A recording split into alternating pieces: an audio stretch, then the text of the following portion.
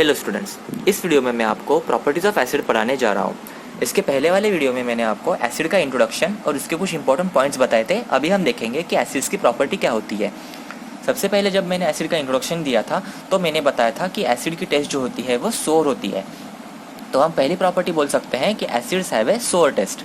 उसके बाद मैंने आपको बताया था कि एसिड जो होता है वो ब्लू लिटमस पेपर का कलर रेड में कन्वर्ट कर देता है। तो सेकंड प्रॉपर्टी हम बोल सकते हैं कि acid convert the colour of blue litmus paper two red. उसके बाद नेक्स्ट प्रॉपर्टी है कि एसिड्स आर इलेक्ट्रोलाइट्स। इलेक्ट्रोलाइट्स मतलब ऐसे सॉल्यूशन जो इलेक्ट्रिसिटी कंडक्ट करते हैं।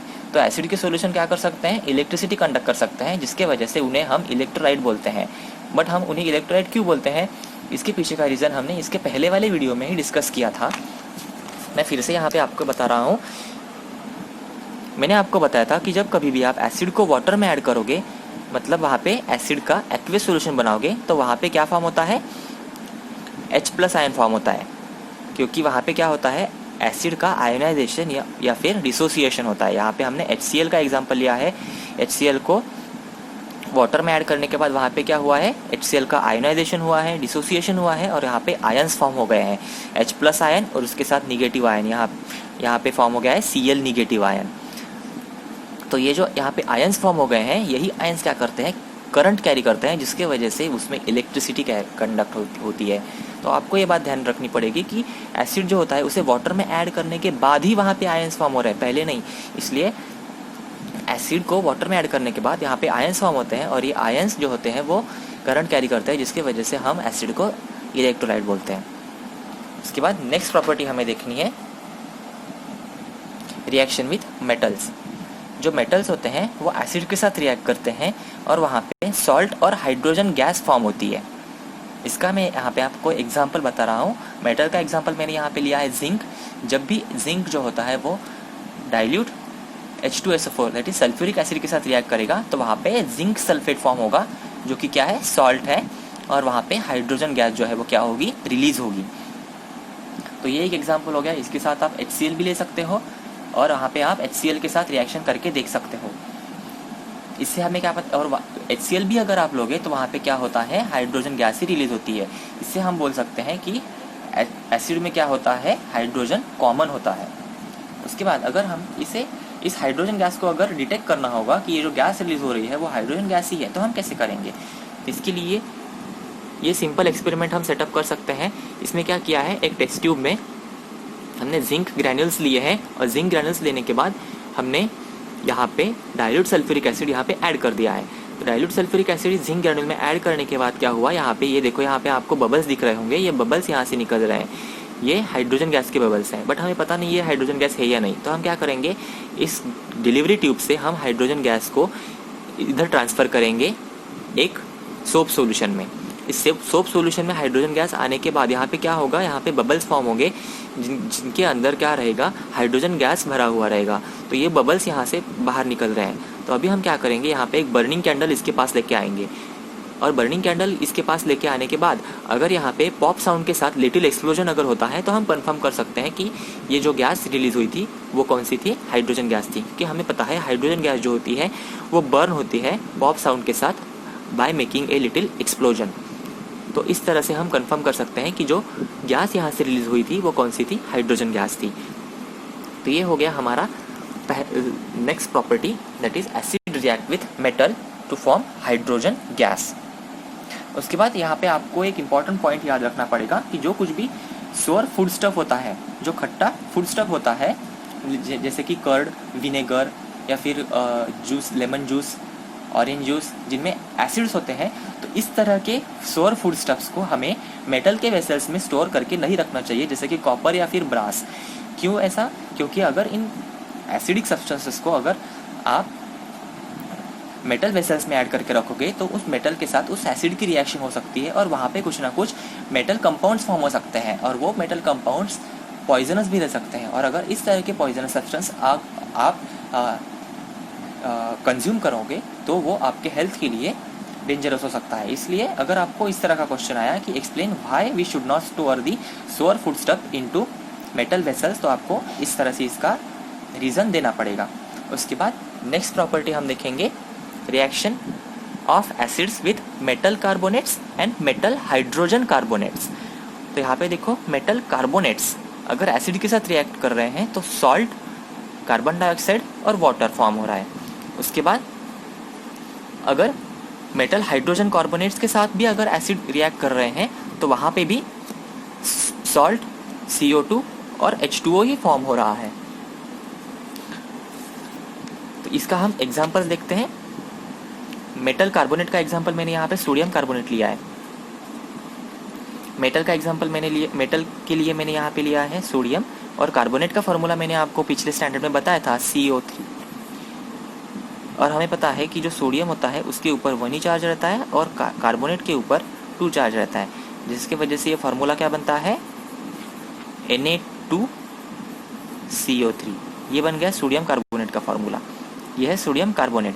इसके साथ रिएक्शन हो रही है HCl की।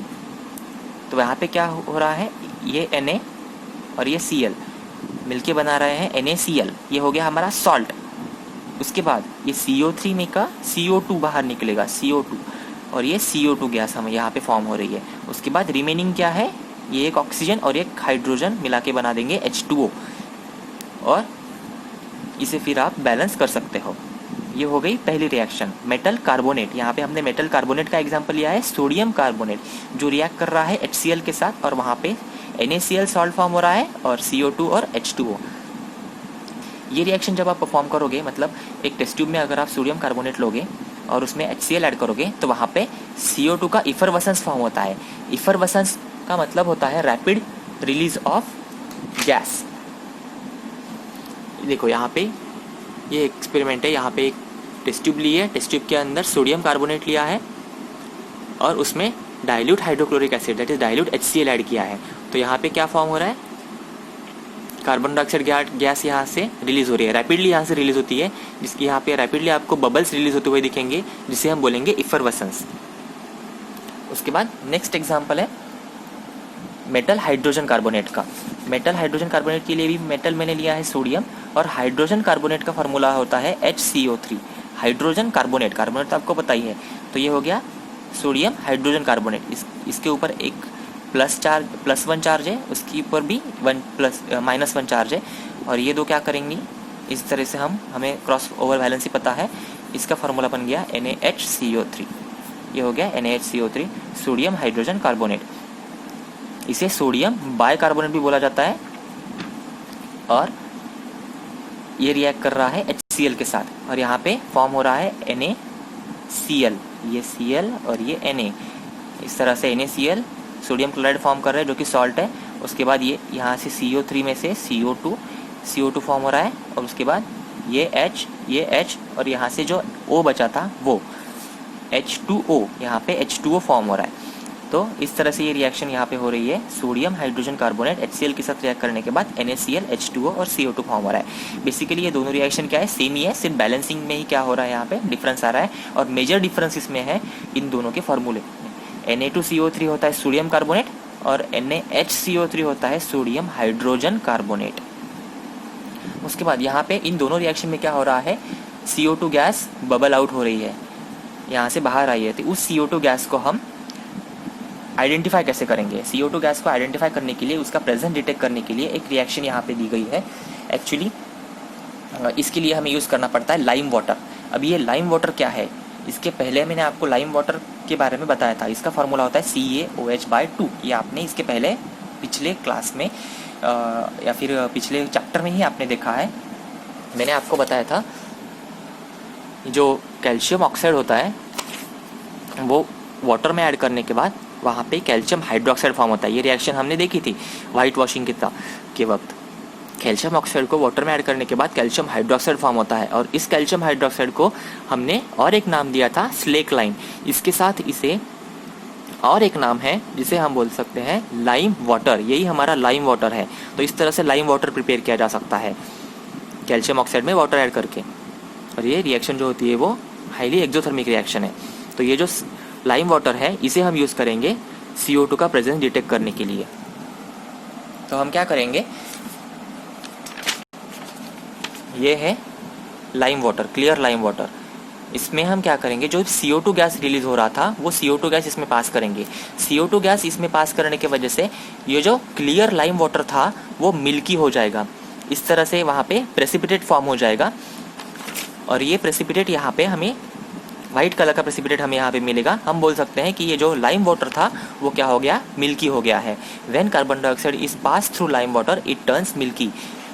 कार्बन डाइऑक्साइड लाइम वाटर यानी कैल्शियम हाइड्रोक्साइड में पास करने के बाद वो क्या हो गया है, मिल्की हो गया है। उसके बाद ये मिल्की होने के बाद आप इसमें कार्बन डाइऑक्साइड गैस कंटिन्यूसली अगर पास करते रहोगे, उसे स्टॉप नहीं करोगे, तो ये जो मिल्कीनेस था वो डिसअपियर हो जाएगा और वो लाइम वाटर जो है वो फिर से क्लियर हो जाएगा पहले जैसा। तो यहाँ पे एग्जैक्टली क्या हुआ है हम यहाँ पे अभी देखते हैं। देखो, सबसे पहले हमने क्या किया था, वो कार्बन डाइऑक्साइड जो है वो लाइम वाटर में पास किया था, जिसके वजह से वहाँ पे प्रेसिपिटेट फॉर्म हो गया था। वो प्रेसिपिटेट है कैल्शियम कार्बोनेट का, वाइट कलर का प्रेसिपिटेट, जिसके वजह से वो लाइम वाटर क्या हो गया था, मिल्की हो गया था। तो ये हो गई फर्स्ट रिएक्शन। जब हम लाइम वाटर में कार्बन डाइऑक्साइड गैस पास करते हैं तो वो क्या बन जाता है, मिल्की बन जाता है, because of the precipitate of calcium carbonate. उसके बाद अगर आप एक्सेस में CO2 गैस अगर पास करोगे, मतलब ज़्यादा CO2 गैस पास करोगे, तो ये जो कैल्शियम कार्बोनेट की वाइट प्रेसिपिटेट है वो फर्दर कार्बन डाइऑक्साइड के साथ रिएक्ट करेगी और वहाँ पे कैल्शियम हाइड्रोजन कार्बोनेट का सोल्यूशन फॉर्म होगा। और ये जो कैल्शियम हाइड्रोजन कार्बोनेट का सोल्यूशन जो होता है वो डिजॉल्व हो जाता है वाटर में, जिसके वजह से वो हमें क्लियर सोल्यूशन मिलता है।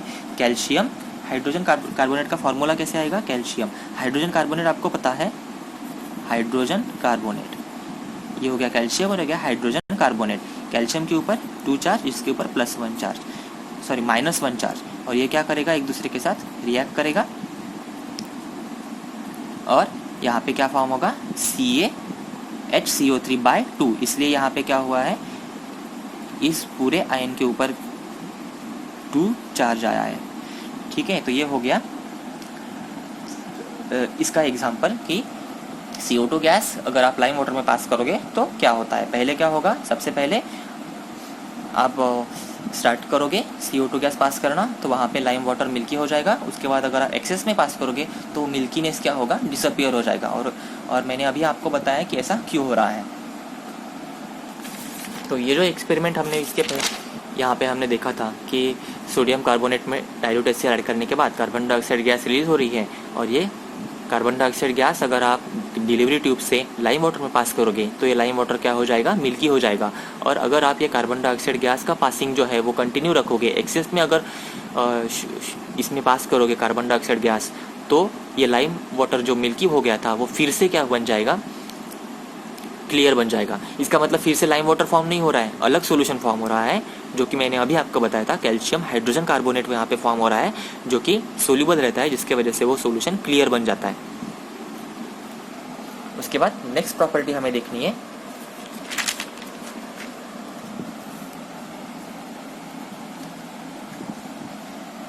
Reaction with base.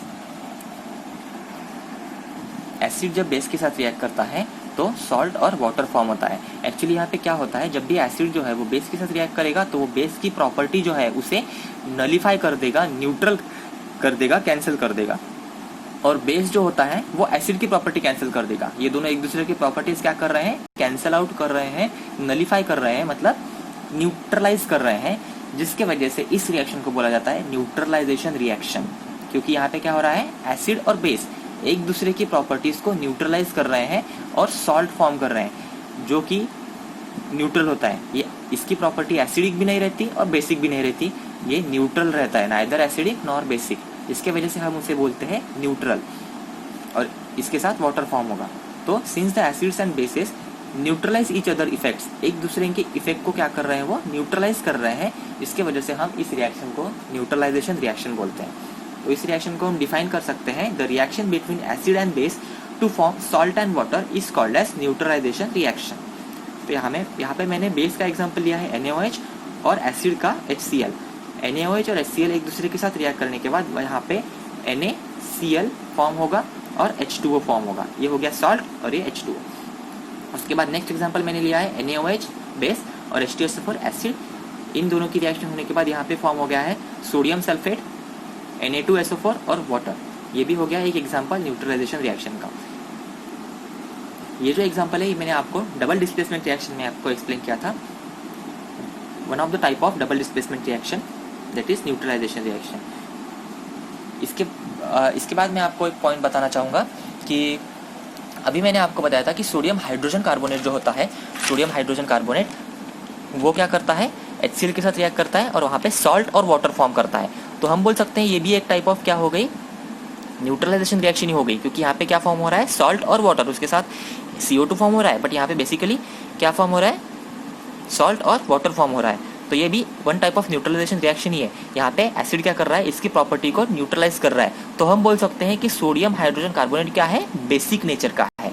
हम बोल सकते हैं कि सोडियम हाइड्रोजन कार्बोनेट और सोडियम कार्बोनेट ये दोनों क्या है, बेसिक है, और ये एसिड है। ये एसिड इसकी प्रॉपर्टी को न्यूट्रलाइज कर रहा है और ये बेस इसके प्रॉपर्टी को न्यूट्रलाइज कर रहा है, और यहाँ पे सॉल्ट और वाटर फॉर्म हो रहा है। तो ये जो सोडियम हाइड्रोजन कार्बोनेट होता है, इसे और एक नाम है, कॉमन नेम है उसका, बेकिंग सोडा। जो भी हम बेकिंग सोडा यूज़ करते हैं उसका केमिकल नेचर होता है सोडियम हाइड्रोजन कार्बोनेट। तो ये क्या है, ये बेकिंग सोडा ही है। तो जब भी हमें एसिडिटी होती है, मतलब हमारे बॉडी में एक्सेस एसिड जब फॉर्म होता है, तब हम बोलते हैं कि एसिडिटी हुई है। तो हम क्या कर सकते हैं, इस बेकिंग सोडा को कंज्यूम कर सकते हैं। ये बेकिंग सोडा क्या करेगा, हमारे बॉडी के अंदर जो भी HCl रहता है, जिसके वजह से एक्सेस HCl जो फॉर्म हो गया है, जिसकी वजह से हमें एसिडिटी हुई है, वो क्या करेगा, बेकिंग सोडा उस HCl को न्यूट्रलाइज कर देगा, एक्सेस HCl को न्यूट्रलाइज करेगा और वहाँ पे सॉल्ट और वाटर फॉर्म करेगा, जिसके वजह से क्या हो जाएगा, जो भी एक्सेस HCl हमारी बॉडी में फॉर्म हो गया था वो न्यूट्रलाइज हो जाएगा और हमें एसिडिटी से क्या मिलेगा, रिलीफ मिलेगा। तो इसलिए मैंने यहाँ पे लिखा है, to get relief from acidity baking soda that is NaHCO3 sodium hydrogen carbonate can be taken. It neutralises the excess acid in stomach by reacting with it. तो इसके बाद मैं आपको नेक्स्ट प्रॉपर्टी बताऊंगा, reaction with metal oxides. Metal oxide जब भी acid के साथ रिएक्ट करते हैं तो वहाँ पे भी सॉल्ट और वाटर ही फॉर्म होता है। मेटल ऑक्साइड का एग्जांपल मैंने लिया है CuO, कॉपर ऑक्साइड। मेटल का एग्जांपल मैंने लिया कॉपर, और ये कॉपर ऑक्साइड का फॉर्मूला हो गया कॉपर ऑक्साइड, जो ब्लैक कलर का रहता है। जब ये ब्लैक कलर का कॉपर ऑक्साइड HCl के साथ रिएक्ट करेगा तो वहाँ पे ब्लू ग्रीन कलर का कॉपर क्लोराइड फॉर्म होगा। क्या हो रहा है यहाँ पे, ब्लैक कलर का कॉपर ऑक्साइड HCl के साथ रिएक्ट होने के बाद कॉपर क्लोराइड जो कि सॉल्ट है यहाँ पे फॉर्म हो रहा है और उसके साथ वाटर फॉर्म हो रहा है। इसके बाद मैंने और कुछ एग्जांपल्स यहाँ पे लिखे हैं। ये सोडियम ऑक्साइड, इसकी HCl के साथ रिएक्शन हो रही है और यहाँ पे NaCl फॉर्म हो रहा है और वाटर। उसके बाद MgO, इसकी भी HCl के साथ रिएक्शन हो रही है और MgCl2 फॉर्म हो रहा है, सॉल्ट फॉर्म हो रहा है और वाटर फॉर्म हो रहा है। उसके बाद ये MgO और ये HNO3 एसिड, इसके साथ भी रिएक्शन हो रही है। ये मेटल ऑक्साइड है और ये एसिड है। इन दोनों की रिएक्शन होने के बाद यहाँ पे एसिड फॉर्म हो रहा है और यहाँ पे वाटर फॉर्म हो रहा है। तो आप देखो कि हर कंडीशन में क्या हो रहा है, सॉल्ट और वाटर ही फॉर्म हो रहा है। और इसके पहले वाले न्यूट्रलाइजेशन रिएक्शन में भी क्या फॉर्म हो रहा था, सॉल्ट और वाटर ही फॉर्म हो रहा था। तो हम बोल सकते हैं कि ये जो रिएक्शन है मेटल ऑक्साइड की एसिड के साथ जो रिएक्शन है, ये भी एक टाइप ऑफ न्यूट्रलाइजेशन रिएक्शन ही है। यहाँ पे एसिड क्या कर रहा है, इसकी प्रॉपर्टी को न्यूट्रलाइज कर रहा है और यहाँ पे सॉल्ट और वाटर फॉर्म हो रहा है। तो हम बोल सकते हैं कि इसकी प्रॉपर्टी क्या है, बेसिक ही है, क्योंकि ये एक टाइप ऑफ न्यूट्रलाइजेशन रिएक्शन ही हो रही है यहाँ पे। तो हम बोल सकते हैं कि ये क्या है, इसका नेचर बेसिक नेचर है। तो इसे हम कंक्लूड कर सकते हैं कि metal oxides are basic in nature. तो ये बेस इस एसिड की प्रॉपर्टी न्यूट्रलाइज कर रहा है और ये एसिड बेस की प्रॉपर्टी को न्यूट्रलाइज कर रहा है। तो इसके साथ जो मेटल हाइड्रोक्साइड्स जो होते हैं उनका नेचर भी बेसिक ही होता है, क्योंकि वो एसिड्स को न्यूट्रलाइज करते हैं। Metal hydroxide, for example metal का एग्जांपल मैं ले रहा हूँ मैग्नीशियम Mg, और हाइड्रोक्साइड का फॉर्मूला आपको पता है OH। मैग्नीशियम के ऊपर चार्ज होता है 2 और OH के ऊपर 1। इसे अगर आप क्रॉस वैलेंसी करोगे तो फॉर्मूला बनेगा MgOH/2। ये हो गया MgOH/2 मैग्नीशियम हाइड्रोक्साइड। जब कभी भी ये मैग्नीशियम हाइड्रोक्साइड HCl के साथ रिएक्ट करेगा तो वहाँ पे सॉल्ट फॉर्म होता है और वाटर फॉर्म होगा, सॉल्ट और वाटर। तो ये न्यूट्रलाइजेशन रिएक्शन ही है, सॉल्ट और वाटर ही फॉर्म हो रहा है। तो ये एसिड है, इसका मतलब ये क्या हो सकता है, बेस। तो ये क्या कर रहा है, बेस इसकी प्रॉपर्टी को न्यूट्रलाइज कर रहा है और ये एसिड इसकी प्रॉपर्टी को न्यूट्रलाइज कर रहा है। तो ये जो मैग्नीशियम हाइड्रोक्साइड है, इसे और एक नाम है मिल्क ऑफ मैग्नीशिया। ये प्रेजेंट रहता है एंटासिड्स में। जब कभी भी हमारे बॉडी में एक्सेस एसिड प्रोड्यूस होता है तो हम बोलते हैं एसिडिटी हुई। तो इस एसिडिटी को कम करने के लिए हम एंटासिड लेते हैं। एंटासिड, एंटी एसिड, ये एसिड के अगेंस्ट काम करता है। एंटासिड क्या करता है? एसिड के अगेंस्ट काम करता है, इसलिए उन्हें बोला जाता है एंटासिड। तो ये जब एंटासिड टैबलेट्स या फिर जो कुछ भी सिरप हम कंज्यूम करते हैं उसमें रहता है milk of magnesia, that is magnesium hydroxide. Antacids contain milk of magnesia, that is magnesium hydroxide. This magnesium hydroxide react with the excess of HCl which is present in our stomach and neutralizes it. इसके वजह से हमें क्या मिलती है? Acidity से relief मिलता है। तो ये पॉइंट आप ध्यान में रखो कि एंटासिड टैबलेट्स या फिर जो सिरप होती है उसमें क्या रहता है? मिल्क ऑफ मैग्नीशिया रहता है, जो कि एक्सेस ऑफ HCl को न्यूट्रलाइज कर देता है, उसकी प्रॉपर्टीज को न्यूट्रलाइज कर देगा और वहाँ पे सॉल्ट और वाटर फॉर्म करेगा, जिसकी वजह से हमें एसिडिटी से रिलीफ मिलता है। ये हो गया एक प्रॉपर्टी जिसमें हमने देखा था रिएक्शन एसिड्स की मेटल ऑक्साइड के साथ और मेटल हाइड्रोक्साइड्स के साथ। उसके बाद नेक्स्ट प्रॉपर्टी है कि करोजिव नेचर ऑफ एसिड। जो भी एसिड्स होते हैं उनका नेचर जो होता है बहुत ज़्यादा करोजिव होता है, मतलब वो डैमेज करते हैं हमारे क्लोथ्स को, वुड को, इवन जो मेटल स्ट्रक्चर्स होते हैं उनको भी वो डिस्ट्रॉय कर सकते हैं, डैमेज कर सकते हैं, क्योंकि वो बहुत ज़्यादा करोजिव नेचर के होते हैं। वो सीवियर बर्न्स फॉर्म कर, जो मिनरल एसिड्स होते हैं, स्पेशली मिनरल एसिड्स, वो बहुत ज़्यादा सीवियर बर्न कर सकते हैं। इसकी वजह से हमें उन्हें बहुत एक्सट्रीम केयर के साथ हैंडल करना पड़ता है। और ये जो एसिड्स होते हैं उन्हें हम मेटल कंटेनर्स में कभी स्टोर नहीं कर सकते, क्योंकि मेटल के साथ वो क्या करते हैं? रिएक्ट करते हैं। हमें उन्हें ग्लास और सिरेमिक्स में ही हमें ऑलवेज उन्हें स्टोर करना पड़ता है। इसके एसिड्स के साथ साथ जो बेसिस रहते हैं वो उनका भी कॉन्सेंट्रेटेड सॉल्यूशन जो रहता है वो बहुत ज़्यादा करोजिव और डेंजरस रहता है। इसलिए ये एसिड्स और बेसिस इन दोनों को बहुत ज़्यादा केयर के साथ हैंडल करना पड़ता है लैब में। तो ये हो गया कंप्लीट हमारा प्रॉपर्टीज़ ऑफ एसिड। इसको एक बार फिर से मैं रिवाइज कर रहा हूँ। सबसे पहले ये जो हमने 3 प्रॉपर्टीज़ देखी थी ये बहुत ही सिंपल है। इसके बाद मेटल के साथ रिएक्शन, उसमें क्या होता है? हाइड्रोजन गैस रिलीज होती है, सॉल्ट और हाइड्रोजन गैस। मेटल के साथ रिएक्ट करने के बाद हाइड्रोजन गैस और सॉल्ट रिलीज होती है। इसके साथ आपको ध्यान में रखना है ये एक इम्पॉर्टेंट पॉइंट, दैट इज़ ये जो मेटल वेसल्स में आपको एसिडिक फूड को स्टोर नहीं करना है। उसके बाद नेक्स्ट प्रॉपर्टी आपको मैंने बताई थी मेटल कार्बोनेट्स और मेटल हाइड्रोजन कार्बोनेट्स की रिएक्शन, जिसमें CO2 गैस रिलीज होती है। और ये CO2 गैस को हम डिटेक्ट कैसे करते हैं वो मैंने आपको बताया था। लाइम वाटर में पास करने के बाद वो मिल्की हो जाता है, और अगर एक्सेस पास करोगे तो वो मिल्कीनेस क्या हो जाता है? डिसअपियर हो जाता है। उसके बाद नेक्स्ट प्रॉपर्टी मैंने आपको बताई थी न्यूट्रलाइजेशन रिएक्शन। उसमें क्या होता है? एक दूसरे की प्रॉपर्टी को न्यूट्रलाइज किया जाता है। और उसके बाद मेटल ऑक्साइड्स और मेटल हाइड्रोक्साइड्स की रिएक्शन। और उसके बाद हमने करोजिव नेचर देखा है एसिड्स का। तो ये हो गया कंप्लीट प्रॉपर्टीज ऑफ एसिड्स।